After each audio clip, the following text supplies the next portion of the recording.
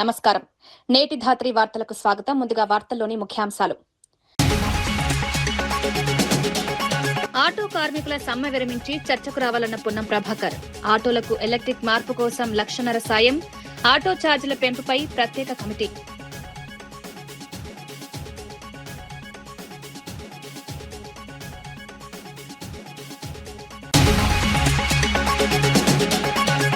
రామోజీరావును చంద్రబాబు మహాత్ముడిగా ప్రచారం చేస్తారన్న అంబటి. విగ్రహాలు ఊరూరా పెట్టిస్తారేమోనన్న అంబటి. రామోజీరావుపై అంబటి రాంబాబు సంచలన వ్యాఖ్యలపై రాజకీయ వర్గాల్లో చర్చ.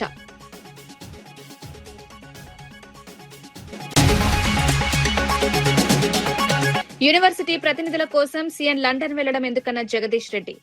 అధికారులను పంపితే సరిపోదా అని వ్యాఖ్య. రాష్ట్ర సమస్యలు పెండింగ్ లో ఉంటే విదేశీ పర్యటన ఎందుకని ప్రశ్న. కాంగ్రెస్ లో సొంత నేతల భూములపైనే గొడవలు.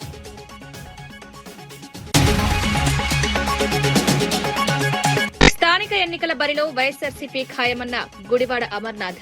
గెలిచినా ఓడినా ఎన్నికల్లో పోటీ. ఎన్నికల మైదానం నుంచి వైఎస్ఆర్సీపీ పారిపోదని వ్యాఖ్య. ప్రతి గ్రామంలో వైఎస్ఆర్సీపీ అభ్యర్థులను నిలబెడతామని వెల్లడి.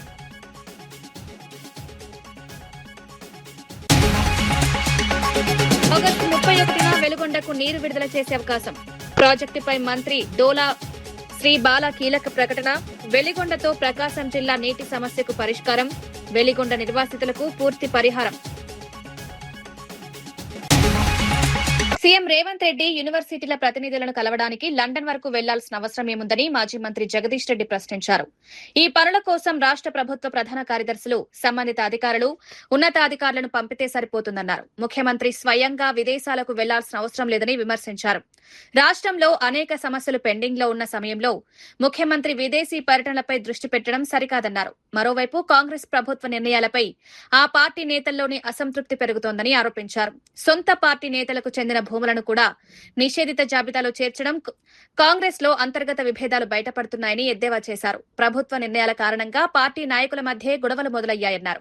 పై స్థాయిలో ఉన్న ముగ్గురు ముఖ్యమైన ఆయనతో పాటు ఇంకిద్దరు మంత్రులు, వాళ్ళ కుటుంబ సభ్యులు సొంత పార్టీ మంత్రులు, ఎమ్మెల్యేలను కూడా బ్లాక్మెయిల్ చేసే పరిస్థితి వచ్చింది.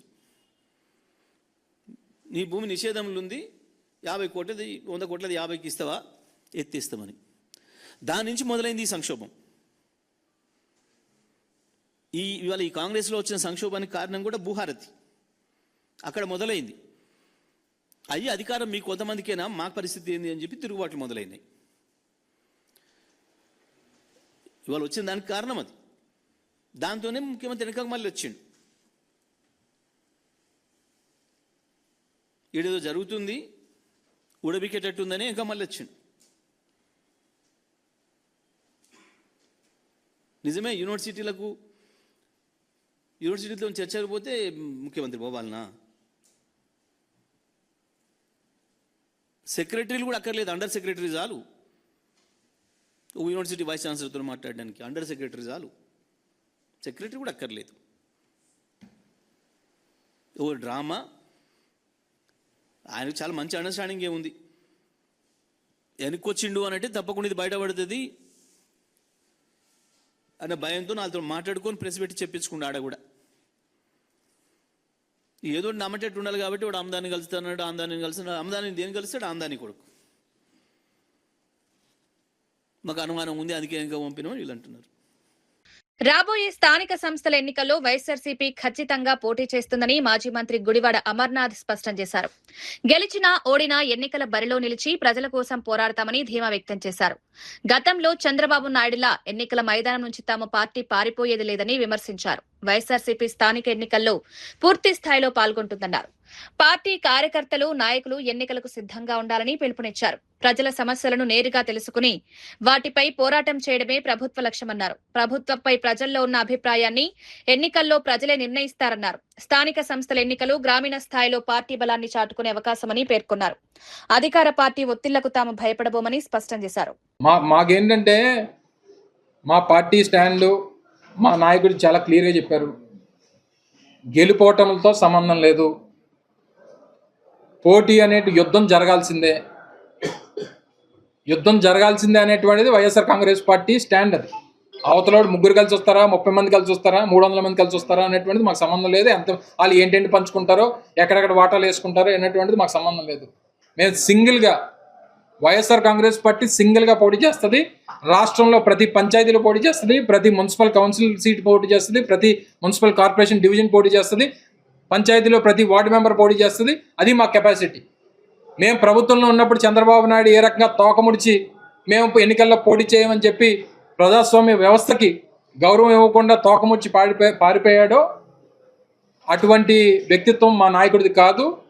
గెలుపో ఓటమో విజయమో వీరస్వర్గమో యుద్ధం జరగాల్సిందే, అది జరిగి తీరుతుంది. Thank you.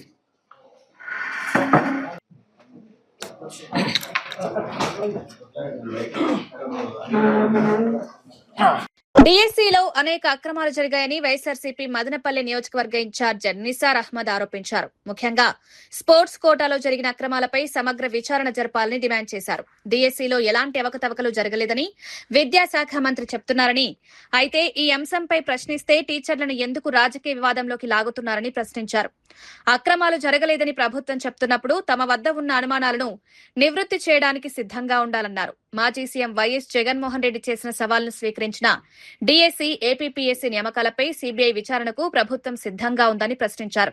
విచారణ జరిగితే వాస్తవాలు బయటకొస్తాయన్నారు. నిరుద్యోగులు, అభ్యర్థుల భవిష్యత్తుకు సంబంధించిన అంశాలను రాజకీయంగా చూడకుండా పారదర్శకంగా వ్యవహరించాలని కోరారు. డిఫెన్స్ మూడ్లో పడిపోయింది. వీళ్ళు చేసిండే తప్పులు ఖచ్చితంగా వైఎస్ జగన్మోహన్ రెడ్డి గారు బయటికి తీసుకున్న దానివల్ల అదిను ఢిల్లీ లెవెల్లో కూడా కాక్రోచ్ జనతా పార్టీ పెట్టి ఆడ నీట్ ఎగ్జామ్ జరిగి ఇవన్నీ కోయిన్సిడెన్స్గా బయటపడిన దానివల్ల ఆ ఎఫెక్ట్ ఎక్కడ మా మీద పడుతుందో, ఏ రకంగా మనం తప్పించుకోవాలనే ఉద్దేశంతో సిబిఐ ఎంక్వైరీకి పెట్టి ధైర్యంగా ఎదుర్కొనే ధైర్యం లేక ఈ 2 రకమైన ఇది స్టార్ట్ చేయడం జరిగింది. అందరూ ఇళ్ళకి పోవడము, అది మాట్లాడటము, ఇది మాట్లాడటము చేయడము, అదంతా చేస్తూ ఉంటాం. మీకు నిజంగానే అంత ఇది ఉంటే అది ఉంటే మేమంటున్నాము, మీరు దగ్గర డిఎస్సిలో వచ్చిందను 16,347 పోస్టులు కానీ నోటిఫికేషన్ ఇచ్చినారు. దాంట్లో దగ్గర మేము అంటున్నాం 16,340 పోస్టులకు మీరు నోటిఫికేషన్ ఇచ్చినారు. అన్ని తప్పు తడకలు జరిగినాయని మేము ఎక్కడా చెప్పడం లేదు. చాలా వరకు జెన్యూన్ క్యాండిడేట్లు కూడా ఉన్నారు. చాలా వరకు ఉంది జెన్యూన్ క్యాండిడేట్లు కూడా, చాలా వరకు 50 to 60% జెన్యూన్ కష్టపడి సంపాదించుకునే వాళ్ళు ఉన్నారు. దాని గురించి మేము మాట్లాడడం లేదు. మేము మాట్లాడుతూ ఉండేది ఎవరు డూప్లికేట్ వేలో దొడ్డిదారిన ఉద్యోగాలు తెచ్చుకున్నారో వాళ్ళ గురించి మాట్లాడుతున్నాము. టోటల్ 16,347 పోస్టులకు గాను మేము మాకు ఫస్ట్ అనుమానమే ఎక్కడి నుండి వచ్చింది, మీ పేపర్ దీంట్లో అలాట్ ఇది చేసే వాళ్ళలోనే దాంట్లోనే కూడా కొన్ని అనుమానాలు వచ్చాయి. ఆ పేపర్ ఇది చేసిన దాంట్లో కూడా నవీన్ అనే అవుట్ సోర్సింగ్ ఉద్యోగి ఒక అతను వచ్చిందను, దాంట్లోనే పేపర్ తయారు చేసే దీంట్లో పని చేస్తూ అతను వచ్చిందను కృష్ణా డిస్టిక్ టాప్ ఫస్ట్ ర్యాంకర్గా తీసుకుని వచ్చినారు. తెచ్చింటే ఒకవేళ ఆయనకు వచ్చింటే మీరు ఉద్యోగాల్లో కానీ ప్రతి దాంట్లో కూడా ఆయనకి ముందు పెట్టాలి కదా. మీరేం చేస్తున్నారు, ఆయన పేరును టోటల్గా తొలగించేసి దానికి వచ్చిందను బ్యాన్ చేసి పెట్టేసి మిగతాంతా చేస్తూ ఉన్నారు. అదేవిధంగా వచ్చిందను స్పోర్ట్స్ కోటాలో ఎస్పెషల్లీ మ్యాక్సిమం ఇది జరిగిండేది ఎక్కడ అంటే స్పోర్ట్స్ కోటాలో జరిగింది. స్పోర్ట్స్ కోటాలో ఖచ్చితంగా మేము దాని గురించి చెప్పగలము. 372 పోస్టులు మీరు స్పోర్ట్స్ కోటాలో ఫిలప్ చేసినారు.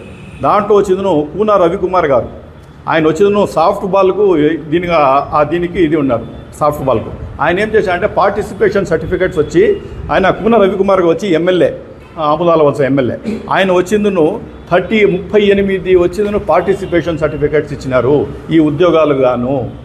దాని మీద మాకు తీవ్రమైన అనుమానాలు ఉన్నాయి.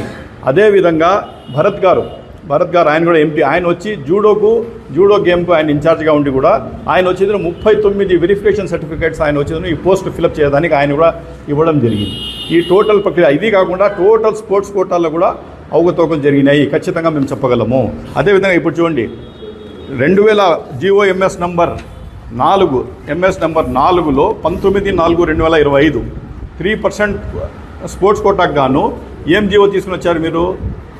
ఎగ్జామ్స్ రాసే పనే లేదు, ఖచ్చితంగా స్పోర్ట్స్లో పాల్గొంటే చాలు, ఎగ్జామ్స్ రాసుకునే పనే లేదు, ఖచ్చితంగా మేము ఉద్యోగాలు ఇస్తాము అని చెప్పి ఒక జీవో తీసుకుని వచ్చారు.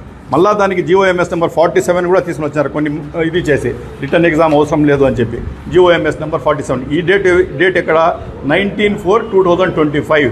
అంటే మీరు ఈ పోస్టులు ఫిల్అప్ చేయాలా అని ఒక ప్రణాళిక వచ్చిందును ముందుగానే ఫిక్స్ చేసుకున్నారు. ఎప్పుడు 2000 ఎగ్జామ్స్ స్టార్ట్ కాకముందే ఈ పోస్టులు మనము యువగళం పాదయాత్రలో ఎవరు పాల్గొన్నారో కార్యకర్తలు, యువగళం దాంట్లో ఎవరికి ఏమైనా మాట చెప్పినామో వాళ్ళకు ఫిల్అప్ చేయాలా, ఏదో రకంగా వాళ్ళకి హెల్ప్ చేయాలా అనే ఉద్దేశంతో ఆ రోజే ఇచ్చేసి దుర్గయ్య అనే అతను వచ్చిందును గోల్డ్ మెడలిస్ట్ ఉన్నాడు స్పోర్ట్స్లో కూడా గేమ్స్లో ఆయన గోల్డ్ మెడల్ తీసుకుని వచ్చినాడు. ఆయన దుర్గయ్య అనే వ్యక్తి, ఆయనకు ఉద్యోగం ఇవ్వకుండా వేరే వాళ్ళకి ఆయన కింద ఉండే వాళ్ళకి సిల్వర్ మెడల్ అంట, బ్రాంజ్ మెడల్ అంట వాళ్ళకంతా ఇవ్వడం జరిగింది. మీరు అప్పుడే ఒక జీవోలు రెడీ చేసేసి ప్రణాళికాబద్ధంగా 370 పోస్టులు కూడా యువగళం పాదయాత్రలో పాల్గొనే వాళ్ళకి ఇచ్చేసి దాని తర్వాత ఏం చేశారు మీరు? నిజామాబాద్ పట్టణంలో గత బీఆర్ఎస్ ప్రభుత్వం నిర్మించిన 396 డబుల్ బెడ్రూమ్ ఇళ్లకు పేర్లు మార్చి ఇందిరమ్మ ఇళ్లుగా చూపిస్తున్నారని మాజీ ఎమ్మెల్యే బిగాల గణేష్ గుప్తా ఆరోపించారు. ఈ ఇళ్లకు పట్టాలిచ్చి ప్రజలను మోసం చేశారని విమర్శించారు. కాంగ్రెస్ ప్రభుత్వం మంజూరు చేసిన ఇందిరమ్మ ఇళ్లలో కనీసం 20% కూడా పూర్తి కాలేదన్నారు. గత ప్రభుత్వం నిర్మించిన డబుల్ బెడ్రూమ్ ఇళ్లను 2.5 ఏళ్లుగా పట్టించుకోకుండా వదిలేశారని ఆరోపించారు. ఇప్పుడు వాటికి కేవలం పేర్లు మార్చి ప్రభుత్వం చేతులు దులుపుకుందని విమర్శించారు. పేదలకు ఇళ్ల నిర్మాణం విషయంలో ప్రభుత్వం స్పష్టమైన విధానం ప్రకటించాలని డిమాండ్ చేశారు. ఇప్పటికే నిర్మించిన ఇళ్లను లబ్దిదారులకు అందించడంలో ఎందుకు ఆలస్యం చేస్తున్నారని ప్రశ్నించారు. పేద కుటుంబాలకు సొంతిల్లు అందించడం ప్రభుత్వ బాధ్యత అన్నారు. కొత్త పథకాల పేర్లు మార్చడం కంటే పూర్తయిన ఇళ్లను అర్హులైన వారికి అందించాలని కోరారు. నిజామాబాద్ లో నిర్మించిన 396 ఇళ్ల విషయంలో ప్రభుత్వం పూర్తి వివరాలను ప్రజల ముందుంచాలని డిమాండ్ చేశారు. ఆడిటోరియంలో కూర్చొని పట్టాలు వంచిండు. ఎందుకు అక్కడికి పోయే ధైర్యం లేక, అక్కడికి పోయే ముఖం లేక, కట్టింది మేము కాదు అని చెప్పేసి ఆయనకు తెలుసు. అక్కడ ఉన్నటువంటి పరిస్థితి ఎంత ఘోరంగా ఉందంటే డోర్లు లేవు, విండోలు లేవు, టాయిలెట్లు లేవు, అన్నీ ఎత్తుకొని పోయినరు. 3 సంవత్సరాల సమయం పట్టింది వీళ్ళకి మేము కట్టించినటువంటి ఇల్లు పంచడానికి. ఆ ముఖం లేక అక్కడికి వెళ్ళి ప్రారంభోత్సవం చెయ్యలేక ఒక క్లోజ్డ్ ఆడిటోరియంలో కూర్చొని ఒక 10 మంది లబ్ధిదారులను కూర్చోబెట్టుకొని వాళ్లకు పట్టాలు ఇచ్చి చేతులు దులుపుకున్నాడు. దానికి ఇందిరమ్మ ఇల్లు అని పేరు పెట్టిండ్రు. మరి మా దగ్గర ఒక సామెత ఉంది. మా సోదరుడు జీవన్ రెడ్డి గారు మాటికి ఒక మాట చెప్తుంటా, ఆయన మందికి పుట్టినోళ్ళు మనోళ్ళు అని చెప్పుకుంటారు. మరి ఇది చూస్తే నిజంగా కూడా ఆ విధంగానే అనిపిస్తూ ఉంది. మరి అదేవిధంగా ఆయన రివ్యూ మీటింగ్లో ఏం మాట్లాడిందంటే పక్కనే పోచారం శ్రీనివాసరెడ్డి గారిని కూర్చోబెట్టుకొని అసలు బీఆర్ఎస్ పార్టీ అధికారంలో ఉన్నప్పుడు 2 BHCనే కట్టలేదు అని చెప్పిండు. మరి ఆ పోచారం గారిని అడగండి. 11,000 2 BHKలో అత్యధికంగా కట్టినటువంటి కాన్స్టిట్యున్సీ బాన్స్వాడ నియోజకవర్గం. మరి ముఖ్యమంత్రి గారి నియోజకవర్గం కంటే సిరిసిల్ల, సిద్దిపేట కంటే కూడా అత్యధికంగా కట్టింది మరి పోచారం శ్రీనివాసరెడ్డి గారి నియోజకవర్గంలో. కానీ ఆయన ఏం మాట్లాడలే. మాకు బాధాకరం. మరి మొన్ననే ప్రెస్ మీట్లో పెట్టి ఇచ్చిన వాళ్ళని మరవకూడదని. కానీ ఒక్క మాట పొంగులేటి గారిని కొట్టి లేదయ్యా మా దగ్గర 11,000 కట్టి ఉంటే మేము సంతోషపడే వాళ్ళం. కానీ ఆ మాట వారు చెప్పలే. మరి బీజేపీ కాంగ్రెస్ పార్టీ ఏ విధంగా ములాఖాత్ అయింది, ఏ విధంగా ములాఖాత్ అయి పనిచేస్తున్నదానికి నిజామాబాద్లో ఒక ఉదాహరణ. పైడి రాకేష్ రెడ్డి గారు ఆర్మూరు ఎమ్మెల్యే, సూర్యనారాయణ గారు నిజామాబాద్ ఎమ్మెల్యే నవ్వుకుంటూ జోకులు వేసుకుంటూ వాళ్ళ ఫంక్షన్లకు వెళ్ళి బాగా సంతోషంగా గడిపారు. చివరికి రివ్యూ సమయంలో మాత్రం వాళ్ళ జిల్లా అధ్యక్షుడు ఒక 50 మందిని వేసుకొని వచ్చేసి అక్కడ ధర్నా చేసేటటువంటి కార్యక్రమం. మరి ఈరోజు నేను అడుగుతున్నా, మేము ఏ ధర్నా కార్యక్రమానికి పిలుపునిచ్చినా మమ్మల్ని హౌస్ అరెస్ట్ చేస్తూ ఉన్నారు. మరి 50 మంది బీజేపీ వాళ్ళు అంతమంది మంత్రులు ఉండగా ఏ విధంగా కలెక్టరేట్లకు పోయినారు అంటే ఇది ములాఖాత్ కాదా? అంటే ఈ ఆపర్చునిటీ బీఆర్ఎస్ పార్టీకి ఇవ్వద్దు. కాంగ్రెస్ పార్టీ బీజేపీ పార్టీ రెండు ఒకటై మరి ఈ విధమైనటువంటి పనులు చేస్తూ ఉంది. ప్రకాశం జిల్లాకు కీలకమైన వెలిగొండ ప్రాజెక్టులోకి ఆగస్టు 31న ముఖ్యమంత్రి చంద్రబాబు నాయుడు నీటిని విడుదల చేసే అవకాశం ఉందని మంత్రి డోలా శ్రీ బాలవీరాంజనేయ స్వామి తెలిపారు. ఈ ప్రాజెక్టు ప్రకాశం జిల్లా ప్రజల చిరకాల ఆకాంక్షగా ఉందన్నారు. వెలిగొండ ద్వారా ప్రాంతంలో సాగు, తాగునీటి అవసరాలకు ప్రయోజనం కలుగుతుందన్నారు. ప్రాజెక్టు కారణంగా నిర్వాసితులైన కుటుంబాలకు ఇప్పటికే 3 దశల్లో పరిహారం అందించినట్లు మంత్రి వెల్లడించారు. ఇంకా పరిహారం అందాల్సిన చివరి లబ్దిదారులకు కూడా న్యాయం జరిగేలా చర్యలు తీసుకుంటామని హామీ ఇచ్చారు. ఒంగోలు కలెక్టరేట్లో ఆంధ్ర కేసరి టంగుటూరి ప్రకాశం పంతులు 155వ జయంతి వేడుకల్లో పాల్గొన్న సందర్భంగా మంత్రి ఈ వివరాలు తెలిపారు. గత వైఎస్సార్సీపీ ప్రభుత్వ హయాంలో వెలిగొండ ప్రాజెక్టు పనులు ఆశించిన స్థాయిలో ముందుకు సాగలేదని విమర్శించారు. ప్రస్తుత ప్రభుత్వం ప్రాజెక్టును పూర్తి చేసి ప్రజలకు నీటిని అందించేందుకు చర్యలు తీసుకుంటోందన్నారు.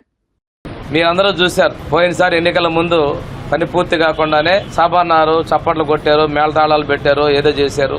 ఫీడర్ కెనాల్ మొత్తం కూడా కొట్టుకుపోవడం, బ్రీచెస్ పడిపోవడం ఇవన్నీ చూసాయి. అంతా లైనింగ్ చేయడం జరిగింది, పూర్తి స్థాయి జరిగింది. చరిత్ర 900 కోట్ల నష్టపరిహారంలో ఈ రోజుకి 768 కోట్ల రూపాయలని నిన్ననే చెక్కుల రూపాయన పూర్తి 3 విడతలు ఇవ్వడం జరిగింది. ఇది ముఖ్యమంత్రి గారి యొక్క చిత్తశుద్ధి. మొన్ననే డ్యామ్ సైట్లో ఇవ్వడం జరిగింది 300 కోట్లు, తర్వాత మొన్న 200 కోట్లు, నిన్న 257 కోట్లు ఇవ్వడం జరిగింది. నిర్వాసితుల విషయంలో ఏదైతే అవార్డు ఉందో ఆ అవార్డు ప్రకారం అర్హులందరికీ ఇస్తున్నాం.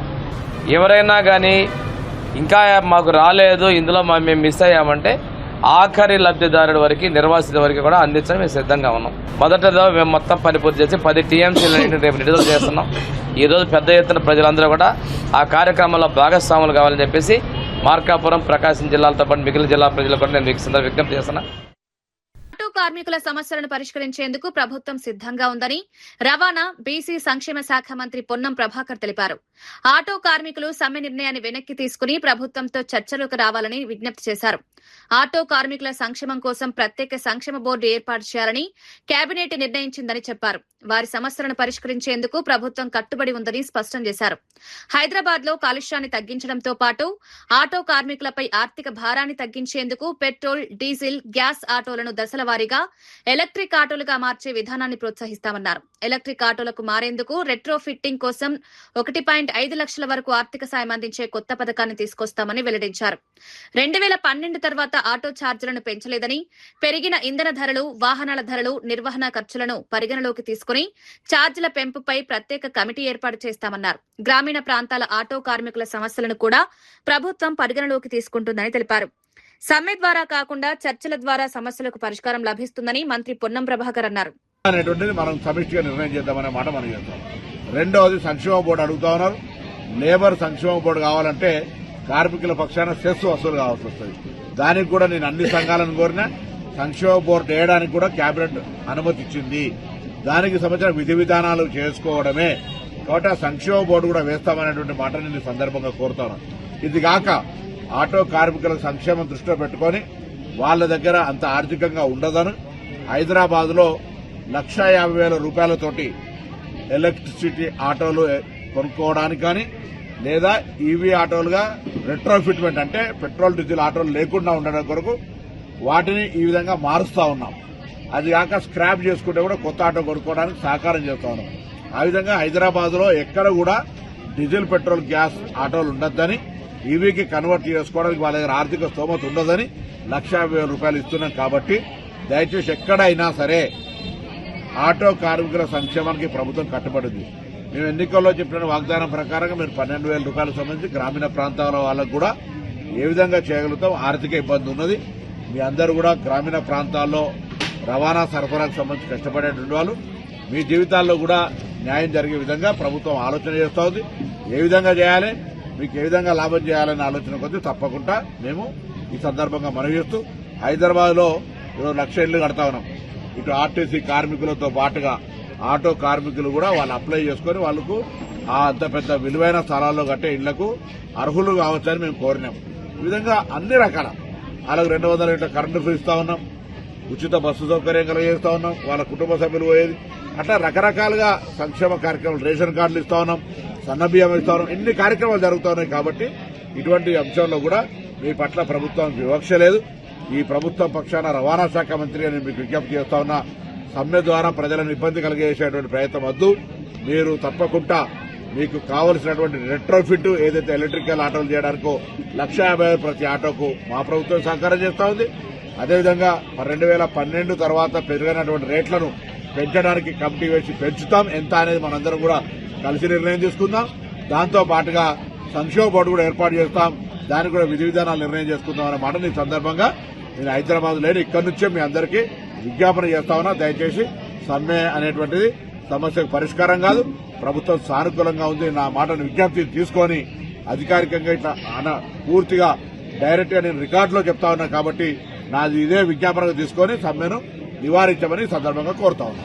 మరణించిన వ్యక్తి గురించి మాట్లాడాల్సి రావడం బాధగా ఉందని మాజీ మంత్రి అంబటి రాంబాబు అన్నారు. అయితే కొన్ని సందర్భాల్లో స్పందించాల్సిన అవసరం ఏర్పడుతోందన్నారు. చంద్రబాబు రామోజీరావును మహాత్ముడిగా ప్రచారం చేస్తూ భవిష్యత్తులో ఊరూరా విగ్రహాలు కూడా పెట్టించే అవకాశం ఉందని అంబటి రాంబాబు వ్యాఖ్యానించారు. ఈ వ్యాఖ్యలపై రాజకీయంగా చర్చ మొదలైంది. గతంలో చంద్రబాబు రామోజీరావు మధ్య ఉన్న రాజకీయ సంబంధాలపై ప్రతిపక్ష పార్టీలు తరచూ విమర్శలు చేస్తూ వచ్చాయని ఆయన గుర్తు చేశారు. రామోజీరావు మీడియా రంగంలో కీలక పాత్ర పోషించారని, ఆయనపై రాజకీయ నేతలు తమకు అనుకూలంగా, వ్యతిరేకంగా వివిధ అభిప్రాయాలు వ్యక్తం చేస్తుంటారన్నారు. ప్రస్తుతం అంబటి రాంబాబు చేసిన వ్యాఖ్యలు మరోసారి రాజకీయ వర్గాల్లో చర్చకు దారితీశాయి. ఏంటంటే ఎప్పుడైతే 20వ తారీఖున సుప్రీంకోర్టులో పిటిషన్ ని డిస్మిస్ చేశారో ఆ తర్వాత ఆయన పత్రిక, ఆయనతో పాటు ఎల్లో మీడియా, ఇంతే కాకుండా తెలుగుదేశం పార్టీకి ఊడిగం చేస్తున్నటువంటి అనేకమైనటువంటి యూట్యూబ్ ఛానల్స్ విచిత్రమైన కథనాలు చెప్పేటటువంటి ప్రయత్నం చేశాయి. దానిలో ఏంటంటే ఆయన కడిగిన ముత్యంలా వచ్చాడని, రాపడని వజ్రమని,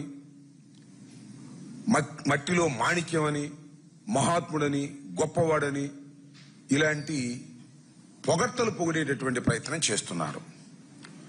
దానితో పాటు అసలు నాకు అనుమానం, నారా చంద్రబాబు నాయుడు గారు ఈయన మహాత్ముడు, ప్రతి ఊర్లో కూడా ఆయన విగ్రహాలు పెట్టాలని చెప్పినా చెప్తాడు. ఎందుకంటే ఆయన మరణానంతరం ఆయన సంస్మరణ దినోత్సవానికి 12 కోట్లు ఆంధ్రప్రదేశ్ ప్రభుత్వం యొక్క ఖజానా నుంచి ఖర్చు పెట్టి చేసినటువంటి వ్యక్తి నారా చంద్రబాబు నాయుడు గారు. ఈ నేపథ్యంలో నారా చంద్రబాబు నాయుడు గారు చెప్పేటటువంటి ప్రయత్నం, కొన్ని యూట్యూబ్ ఛానల్ చెప్పేటటువంటి ప్రయత్నం, ఎల్లో మీడియా ప్రచారం చేసే ప్రయత్నాలకు భిన్నంగా వాస్తవాలను ప్రజల ముందు పెట్టాలి వైఎస్ఆర్ కాంగ్రెస్ పార్టీ తరపున అనే ఉద్దేశంతో నేను మీ ద్వారా ప్రజలకు కొన్ని వాస్తవాలు చెప్పాలనే ఉద్దేశంతో ఈ ప్రయత్నం చేస్తున్నాను. చంద్రబాబు నాయుడు గారుకి చాలా సన్నిహితంగా ఉండే వ్యక్తి రామోజీరావు గారు. రామోజీరావు గారు రాజకీయ నాయకుడు కాదు, కానీ అందరికన్నా మించిన రాజకీయ నాయకుడు. రామోజీరావు గారు తెలుగుదేశం కాదు, కానీ తెలుగుదేశాన్ని నడిపించేటటువంటి ఒక మహత్తరమైన శక్తి కలిగినటువంటి వ్యక్తి. అలాంటి రామోజీరావు గారి మీద 2008లో అనుకుంటాను ఉండవల్లి అరుణ్ కుమార్ గారు కొన్ని ప్రశ్నలు లేవనెత్తారు. అది రామోజీరావు గారి మీద కాదు, రామోజీరావు గారు నడుపుతున్నటువంటి మార్గదర్శి ఫైనాన్స్ మీద. మార్గదర్శి ఫైనాన్షియర్స్ చట్ట వ్యతిరేకంగా రాష్ట్రంలో, దేశంలో డిపాజిట్లు సేకరిస్తుంది అని. ఆ తరువాత 2008లో అప్పుడున్న ప్రభుత్వం విచారణ జరిపి ఆయన మీద కేసు కూడా రిజిస్టర్ చేశారు. చట్ట వ్యతిరేకంగా ఆర్బీఐ 45(s) సెక్షన్ ప్రకారం మార్గదర్శి ఫైనాన్స్ చేస్తున్నది క్రిమినల్ నేరము, ఇలా వసూలు చేయకూడదు అని కేసు కూడా రిజిస్టర్ చేశారు. దాని గురించి కొన్ని మాటలు ఇక్కడ చెప్పాలి. తెలంగాణలో పెండింగ్ లో ఉన్న ఫీజు రియంబర్స్మెంట్ బకాయిల పరిష్కారం కోసం బీజేపీ ఉద్యమానికి సిద్దమైంది. ఫీడ్ డ్యూస్ బీజేపీ ఫైట్ పేరుతో నిరవధిక ధర్నా చేపట్టనున్నట్లు పార్టీ ప్రకటించింది. వరుసగా 2 రోజుల పాటు జరిగే ఈ ఆందోళనకు బీజేపీ రాష్ట్ర అధ్యక్షుడు రామచంద్రరావు నాయకత్వం వహించనున్నారు. ఎంపీలు, ఎమ్మెల్యేలు, ఎమ్మెల్సీలు సహా పార్టీకి చెందిన పలువురు సీనియర్ నేతలు ధర్నాలో పాల్గొననున్నారు. విద్యార్థులకు చెల్లించాల్సిన ఫీజు రియంబర్స్మెంట్ బకాయిలను ప్రభుత్వం వెంటనే విడుదల చేయాలని బీజేపీ డిమాండ్ చేస్తోంది.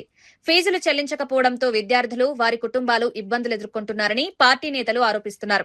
ఉన్నత విద్య కొనసాగించాలనుకునే పేద, మధ్యతరగతి విద్యార్థులకు ఫీజు రియంబర్స్మెంట్ ఎంతో కీలకమని పేర్కొన్నారు. ప్రభుత్వం బకాయిల విడుదలపై స్పష్టమైన కార్యాచరణ ప్రకటించాలని డిమాండ్ చేస్తున్నారు. సమస్య పరిష్కారం అయ్యే వరకు ఉద్యమాన్ని కొనసాగిస్తామని బీజేపీ నేతలు తెలిపారు. విద్యార్థుల భవిష్యత్తును దృష్టిలో పెట్టుకుని ప్రభుత్వం వెంటనే స్పందించాలని కోరారు. 13 సంవత్సరాలు గుజరాత్ ముఖ్యమంత్రిగా, 12 సంవత్సరాలు మన భారత ప్రధానిగా, 25 సంవత్సరాలు సుదీర్ఘ ఒక అనుభవంతో, పరిపాలన అనుభవంతో ప్రజలకు అందించినటువంటి అనేక పథకాలు కూడా ఏ విధంగా అయితే ప్రజలకు లాభం జరుగుతుందో అవి కూడా ప్రజలకు చెప్పడానికి ఈ కార్యక్రమం ద్వారా మేము ప్రయత్నం చేసేటటువంటి ఒక నిర్ణయం కూడా తీసుకోవడం జరిగింది.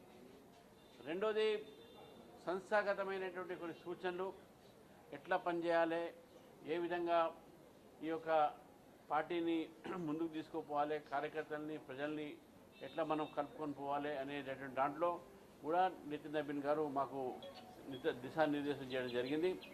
కార్యక్రమాలు ఎక్కువైనప్పుడు కూడా కార్యక్రమాలతోనే మనం ప్రజల దగ్గరికి వెళ్ళాలి.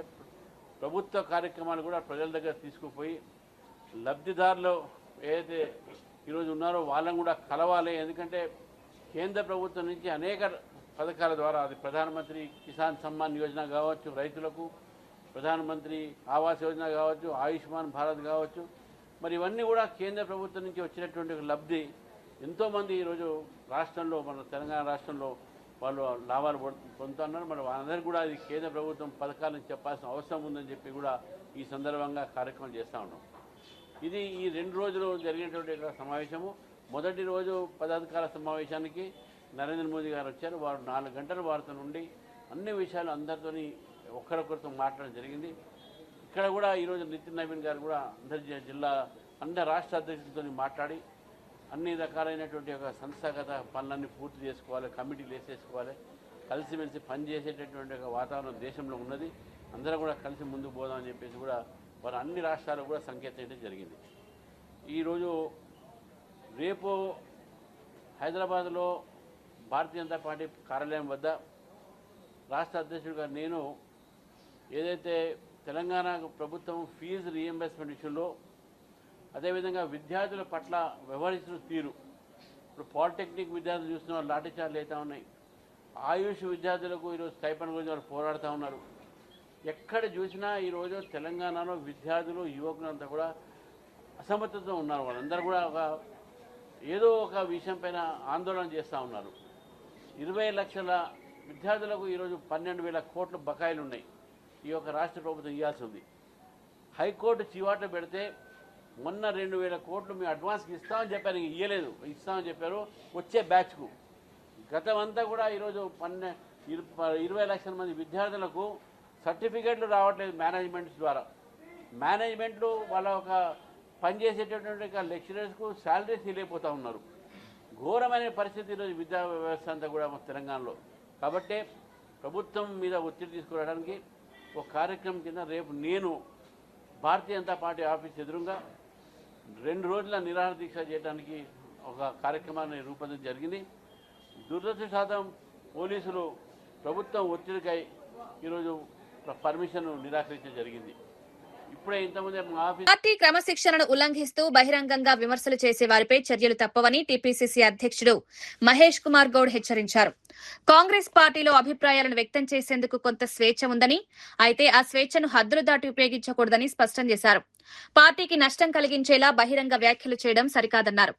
నాయకులు, కార్యకర్తలకు ఏవైనా సమస్యలు, అభ్యంతరాలు ఉంటే వాటిని పార్టీ అంతర్గత వేదికలపై చర్చించాలని సూచించారు.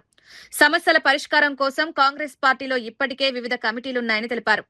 ఆ కమిటీల ద్వారా తమ అభిప్రాయాలను తెలియజేయాలని సూచించారు. వ్యక్తిగత అభిప్రాయాల పేరుతో పార్టీ నిర్ణయాలను బహిరంగంగా విమర్శిస్తే క్రమశిక్షణ చర్యలు తీసుకునే అవకాశం ఉంటుందని హెచ్చరించారు. పార్టీని బలోపేతం చేయడానికి నాయకులందరూ సమన్వయంతో పనిచేయాలన్నారు. కాంగ్రెస్ లో ఏ నేత అయినా పార్టీ ప్రయోజనాలకు విరుద్ధంగా వ్యవహరిస్తే ఉపేక్షించబోమని స్పష్టం చేశారు. ఇటీవల రాష్ట్ర కాంగ్రెస్ లో చోటు చేసుకున్న అంతర్గత వివాదాల నేపథ్యంలో మహేష్ కుమార్ గౌడ్ వ్యాఖ్యలు ప్రాధాన్యత సంతరించుకున్నాయి. ఇదొక పద్ధతి ప్రకారం నడుస్తున్నట్టు పార్టీ స్వేచ్ఛ ఇస్తున్నాం కదా, స్వేచ్ఛ ఉంది కదా అని ఇష్టారాజ్యంగా మాట్లాడడం లేదు. మీకేమైనా బాధ ఉంటే, మీకేమన్నా ఇబ్బందులు ఉన్నప్పుడు చెప్పుకోవడానికి మా కాంగ్రెస్ పార్టీలో దశల వారీగా ఫోరమ్స్ ఉన్నాయి. మీకు ఇబ్బంది ఉంటే పీసీ అధ్యక్షుడు చెప్పుకోవచ్చు. ఇంకా సాటిస్ఫాక్షన్ కాకుంటే ఇన్ఛార్జ్ ఏఐసీసీ మీనాక్షి నటరాజన్ గారు నిజాయితీ పర్రాలు, నిక్కచ్చిగా ఉండేటువంటి వ్యక్తిత్వం ఉన్నటువంటి నాయకురాలు కాబట్టి అక్కడ పోయి చెప్పుకోవచ్చు. అక్కడ మీకు సాటిస్ఫై కాకుంటే పై లెవెల్లో కేసీ గారు ఉన్నారు, ఖర్గే గారు ఉన్నారు, ఎప్పుడు అపాయింట్మెంట్ ఇచ్చినా కలుస్తారు, చెప్పుకోవచ్చు. మీ బాధని, మీకున్నటువంటి ఇబ్బందుల్ని వ్యక్తపరుచుకున్నటువంటి ఫోరం ఉన్నప్పటికీ బహాటంగా బయటకు వచ్చి మాట్లాడతామంటే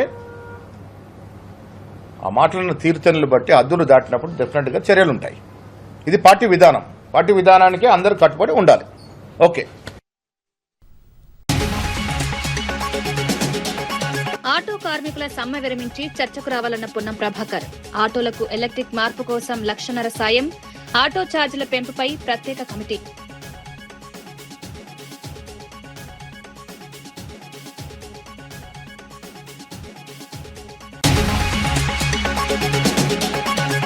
రామోజీరావును చంద్రబాబు మహాత్ముడిగా ప్రచారం చేస్తారన్న అంబటి. విగ్రహాలు ఊరూరా పెట్టిస్తారేమోనన్న అంబటి. రామోజీరావుపై అంబటి రాంబాబు సంచలన వ్యాఖ్యలపై రాజకీయ వర్గాల్లో చర్చ.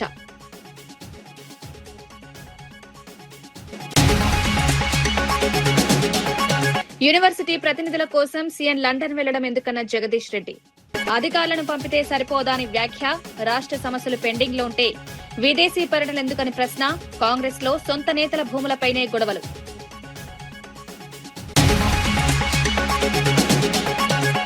స్థానిక ఎన్నికల బరిలో వైఎస్ఆర్సీపీ ఖాయమన్న గుడివాడ అమర్నాథ్. గెలిచినా ఓడినా ఎన్నికల్లో పోటీ. ఎన్నికల మైదానం నుంచి వైఎస్ఆర్సీపీ పారిపోదని వ్యాఖ్య. ప్రతి గ్రామంలో వైఎస్ఆర్సీపీ అభ్యర్థులను నిలబెడతామని వెల్లడి.